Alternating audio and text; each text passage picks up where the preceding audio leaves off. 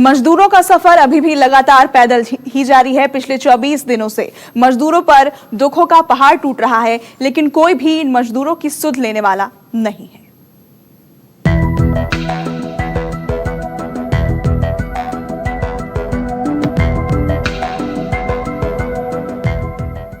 मेरा देश बदल रहा है।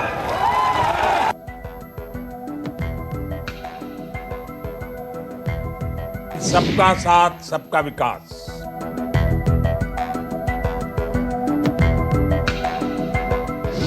हम अब हिंदुस्तान से गरीबी को मिटा देंगे। ये नारे सिर्फ चुनाव के समय ही सुनाई देते हैं, लेकिन चुनाव के बाद सिर्फ हकीकत सुनाई और दिखाई देती है। और वही हकीकत है ये मजदूरों की हालत।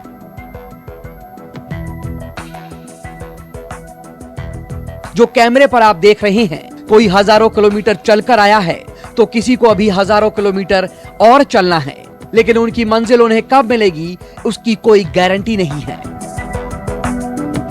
देश में लगातार मजदूरों के नाम पर सियासत होती रहती है, लेकिन लॉकडाउन के चलते अगर सबसे ज्यादा कोई परेशान है तो वो है मजदूर। आपने अलग अलग राज्यों में मजदूरों की तस्वीरें देखी होगी कि मजदूर हजारों किलोमीटर पैदल चलकर और साइकिल से अपने घर की ओर निकल लिया है। लॉकडाउन 3 चल रहा है, लेकिन आप ये तस्वीरें देख सकते हैं कि ये तस्वीरें छत्तीसगढ़ की राजधानी रायपुर की है।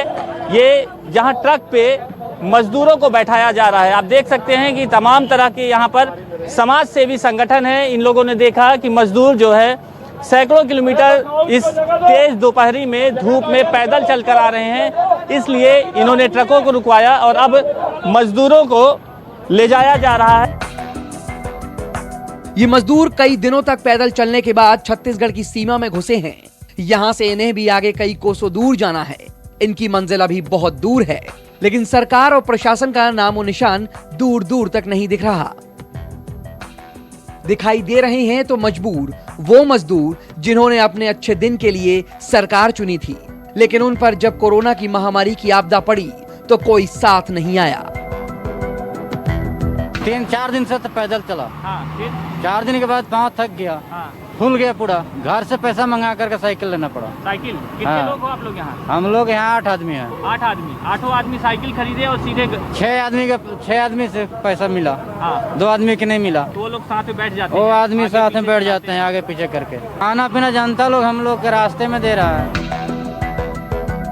यहाँ पर गुरुद्वारा कमेटी के लोग इन मजदूरों और गरीबों की मदद कर रहे हैं। जिन्हें जिन शहरों में जाना है उनके लिए साधन उपलब्ध करा रहे हैं। रास्ते में आने जाने वाले ट्रकों को रोककर इन मजदूरों को उनकी मंजिल की तरफ रवाना कर रहे हैं। इन सभी लोगों के लिए खाने की व्यवस्था कर रहे हैं। लेकिन भारत की जनता की जिम्मेदारी उठाने की कसम खाने वाले नेता और प्रशासन के अधिकारी दूर दूर तक अपनी कसम निभाते नहीं दिख रहे। हम लोग करीब 50 से 60 हजार मजदूर यहाँ से भेज चुके हैं, सब ट्रकों में बिठा के। रोजाना यही काम करते हैं। सुबह 24 घंटे हैं, 24 घंटे हम दिन रात हम लोग ये मेहनत कर रहे हैं। हमारी गुरुद्वारा से संस्था से पूरा लंगर बन के आता है और इनको खाने के लिए, और जो गाड़ी जहाँ जिनको जाना है उनकी गाड़ी रोकी जाती है। भोजन की पूरी, इनकी दवाई बूटी सबकी हम लोग व्यवस्था कर रहे हैं यहाँ पर। दूर दूर से आ रहे मजदूरों के लिए बकायदा यहाँ खाने और पानी की व्यवस्था की जा रही है। उनके आराम के लिए बैठने की भी व्यवस्था की गई है। यहाँ आए तो खाने के लिए भी मिला। बीजापुर से हम लोगों को भेजा गया है, जो जाइए आपको बिहार का गाड़ी मिल जाएगा। फिर वहाँ के जब गए तो वहाँ बीजापुर में एजुकेशन सिटी, यहाँ खाना मिला कि नहीं मिला? मिला सर, यहीं पे आके सब चीज मिला, लेकिन वहाँ पे कहीं भी नहीं मिला। देश में सरकार और नेताओं से ज्यादा जनता एक दूसरे की मदद कर रही है, लेकिन जिनकी जिम्मेदारी थी वो सिर्फ राजनीति कर रहे हैं कि मजदूरों का किराया कौन देगा। और मजदूर सड़कों पर अपनी जान दांव पर लगाकर पैदल ही हजारों किलोमीटर अपने घर के लिए निकल पड़े हैं। 50 से ज्यादा दिन बीत चुके हैं। इन मजदूरों के पास किसी भी तरह का कोई मैसेज नहीं आया। इन मजदूरों को सिर्फ घर जाना है, क्योंकि लॉकडाउन के चलते इनके घर वाले भी परेशान हो रहे हैं। लगातार जो है घर की तरफ से फोन आ रहे हैं, इसलिए इन लोगों ने अब ठान लिया है कि पैदल या ट्रकों के ऊपर बैठकर ये अपने घर पहुंचेंगे, इसलिए चल दिए हैं अपने घरों की तरफ। लेकिन फिलहाल इन्हें सरकार से नाउम्मीदी मिली है, जिसके चलते ये लोग काफ़ी उदास हैं, क्योंकि इन्होंने सोचा था कि चुनाव के समय तो तमाम जो नेता हैं, मंत्री हैं, अधिकारी हैं, वो इनके पास आते हैं, लेकिन जब ये मजबूरी में हैं, जब ये रोजी रोटी के लिए तरस रहे हैं, अपने घर जाने के लिए तरस रहे हैं, तब इन्हें सरकार से फिलहाल कोई उम्मीद नहीं मिली है। शायद इसीलिए इस तरह से ट्रकों में बैठकर ये खतरों भरे रास्तों से अपने घर की ओर निकल लिए हैं।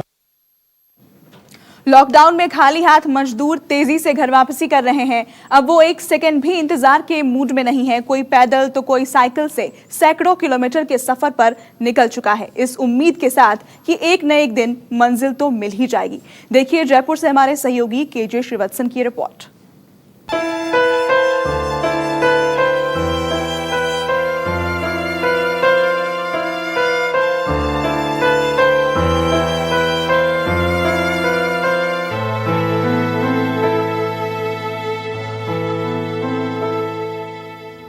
आखिर गरीब मजदूर अपनी जान खतरे में डालकर घर वापसी क्यों कर रहे हैं? आखिर लॉकडाउन मजदूरों की रोजी रोटी पर वज्र की तरह कैसे गिरा?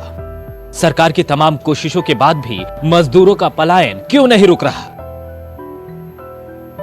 राजस्थान सरकार ने पहले ही शहर से बाहर के ईंट भट्ठों को खोलने की इजाजत दे दी, तो ईंट भट्टियों में तत्काल काम शुरू हो गया। दनादन ईंटें बनने लगी, लेकिन निर्माण काम शुरू नहीं होने से दोबारा ईंट भट्टी बंद होने की नौबत आ गई है। लॉकडाउन के दौरान सब कुछ बंद था और राजस्थान सरकार ने सबसे पहले जिस औद्योगिक क्षेत्र को शुरू होने की अनुमति दी वह थी ईंटों की भट्टी। सरकार का यह कहना था कि अब धीरे धीरे कामकाज शुरू होना चाहिए। शहर के बाहर ये भट्टियां होती है, ईंटें बाहर बनती है, तो ऐसे में सुरक्षित माहौल में काम करने की सबसे पहले राजस्थान सरकार ने शुरुआत की थी। उसके बाद कामकाज भी शुरू हो चुका है, लेकिन यहाँ से जो ईंटें तैयार हो रही है अभी उस रफ्तार में नहीं बिक पा रही है जितना कि पहले जाता था, क्योंकि भले ही यहाँ पर भट्टियों में ईंटें बनने का काम शुरू हो गया, लेकिन अभी तक ज़्यादातर ठेकेदार बिल्डर्स अपना काम रोके हुए हैं, मजदूर नहीं मिल रहे हैं उन लोगों को।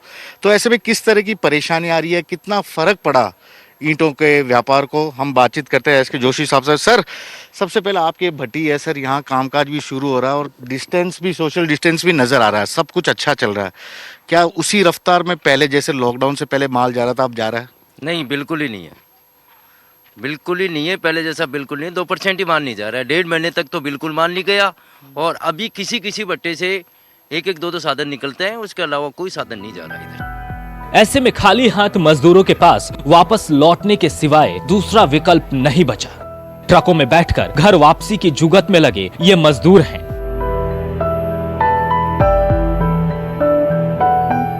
कुछ पैदल ही सैकड़ों किलोमीटर के सफर पर निकल गए, तो कुछ रास्ते में लिफ्ट मांगते हुए यात्रा पूरी कर रहे हैं। मजदूरों का पलायन अभी तक जारी है, इन्हें यह पता नहीं है कि पंजीकरण कराने के बाद सरकार कब घर भेजेगी। तो ऐसे में ट्रकों में बैठ के इस तरह से अपने घरों पे निकल रहे हैं। यहाँ देखिए, जैसे इस तरफ कोई गाड़ी रुकती है ये लोग पहुंच जाते हैं। यार भाई साहब, ये किस हालत में पैदल आ रहे थे? आप तो सबको लेके आ रहे हैं और पैसे भी नहीं लिए आपने तो इनसे। भाई साहब, ये पुलिस वाले ने बिठाया हमारी गाड़ी में। उदयपुर से ला रहे हैं। उदयपुर से लेके आ रहे हो इनको, तो कहाँ जाना है इनको? ये कुछ जयपुर आया था, ये यूपी जाएंगे। अच्छा, कुछ आगे उतरेंगे। आगे उतरेंगे तो आप ले जाओगे या यहीं तक ही? जो जयपुर वाले थे यहीं उतार दिया और मानेसर उतारना है। कहाँ जाना आपको?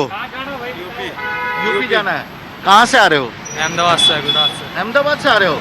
इतनी दूर कैसे जाओगे यार? ट्रेन, सरकार बोल रही है ट्रेन बस चला रहा है, ऐसा चला रही है कुछ? क्या करें, मजबूरी करना पड़ लिया। कहाँ से आ रहे हो भाई आप?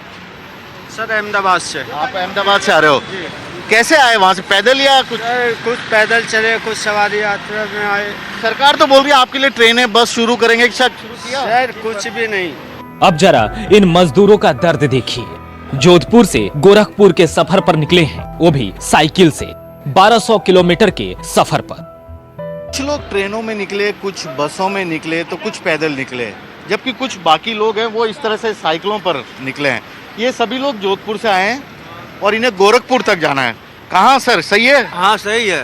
तो कहाँ साइकिल इतनी दूर? जोधपुर से गोरखपुर बहुत दूर नहीं है? तो दूर है सर, क्या करेगा? फिर कैसे जाओगे? देश से साइकिल जाएंगे अपना। सरकार बोली थी कि आप लोगों के लिए बसें चलाएंगे, ट्रेन चलाएंगे, क्या कुछ आप लोगों ने वहाँ उसमें क्यों नहीं जा रहे? नहीं मिला। नहीं मिला। तो पिछले 2-1 महीने से जब बंद है पूरी कंपनियां, लॉकडाउन है, कैसे आपका काम चल रहा था? काम तो हमारा किसी तरह से चल रहा था। जैसे मान लीजिए काम कर रहे थे जिसके यहाँ हम लोग पॉलिश पेंट का काम करते हैं, तो पॉलिश पेंट में ठेकेदार के अंडर में रहते हैं ना, दिहाड़ी वाला हिसाब किताब है। तो दिहाड़ी पर जब तक काम करते तब तक पैसे मिलता है। किसी तरह से 1.5 महीने का हम लोग समय काटे। रास्ते में जगह जगह पुलिस की रोक टोक और बैरिकेडिंग, ऊपर से चिलचिलाती धूप। भले ही सरकार ने मंगलवार यानी 12 मई से ट्रेन चलाने का ऐलान कर दिया है, लेकिन खाली हाथ मजदूरों का सबसे बड़ा दर्द ये है कि आखिर कब तक हाथ पर हाथ धरे बैठकर लॉकडाउन खत्म होने का इंतजार करेंगे। ऐसे में कोई पैदल, कोई साइकिल से, कोई रास्ते में लिफ्ट मांगने की उम्मीद में एक लंबे सफर पर निकल पड़ा है। जयपुर से केजे श्रीवत्सन के साथ ब्यूरो रिपोर्ट, न्यूज़ 24।